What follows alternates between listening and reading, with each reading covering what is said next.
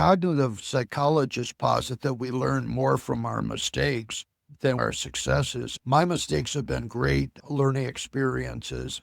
And in fact, I got to the point when I'd be teaching clinical classes at Wayne State. I'd say, in this class, I'm going to tell you all my mistakes. And the students would look at me like, what's going on with this cadaver? I said, no, I want to tell you my mistakes, and then I can tell you what I did about it, and then you could think about what you would do about it. But we can all have a cumulative process of learning, and we can build together. And students really liked that. They even wrote in my student eval, said, Bill told us all his mistakes in class, and we really learned new techniques in doing individual, marital, and family therapy. So I think mistakes are really good. I think it's important to not be shamed by our mistakes, but look at them as learning opportunities, a possible light bulb moment where we have an epiphany. We can use our mistakes as a pathway to greatness, and that we Mhm. can encourage other people that it's okay to make mistakes, but we always want to be curious and looking at how to reframe that and think about how could I do it better. I've been a social worker for 50 years now, and I think social justice has always been a theme in my career, and really looking at how do we really change the world.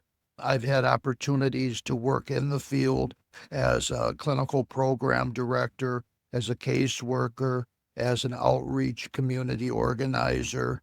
I've had the blessing to teach at University of Michigan, Ann Arbor, University of Michigan, Dearborn, Wayne State, Madonna University, Henry Ford College, Marygrove College. Along with being a social worker, it's been wonderful to be an educator and to support and guide the future generation. My belief is always that the next generation of social workers will be better and raise our profession and raise the people that we serve.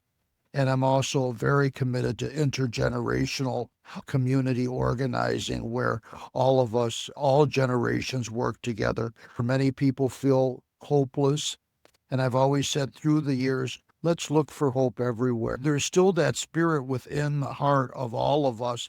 And how can we come together and building connections between older adults and all the different generations? And I know I've been reading recently about the Black Panthers and how they're really getting more active in New York City in doing intergenerational community organizing and working with the older population, but also seeing the older population as not just the help receiver, but also the wisdom keepers.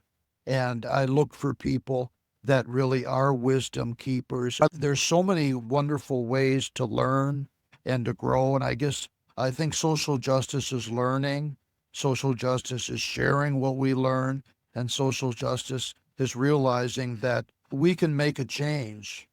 Even if you make a friend or take a hot meal to someone who's in their home and can't get out, that's social justice. It doesn't have to be, this grand scale. 'Cause I think we live in a very dark time, and some people are saying, well, there's no way that we'll ever clear this up. Or a sociology friend of mine said, well, it's going to take us at least 3 generations to repair all the societal problems that have been created recently.